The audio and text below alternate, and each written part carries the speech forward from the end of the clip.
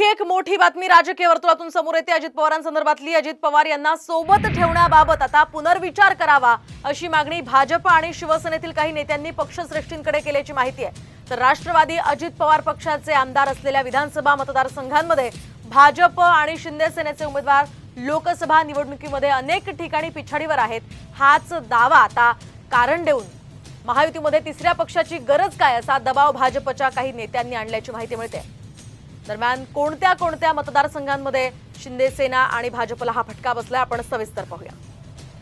तर सोलापूर हा राम सातपुते यांचा मतदारसंघ आहे। त्या ठिकाणी 74,000 मतांनी पराभव झाला महायुतीचा। यानंतर माढा मतदारसंघामध्ये सुद्धा रणजित सिंग नाईक निंबाळकर जे भाजपचे माजी खासदार होते त्यांचाही पराभव झाला। दिंडोरीमध्ये भाजपच्या भारती पवार यांचा 1,13,199 मतांनी पराभव झाला। कोल्हापूरमध्ये शिवसेनेच्या संजय मंडलिक यांचा 1,54,964 मतांनी पराभव झाला।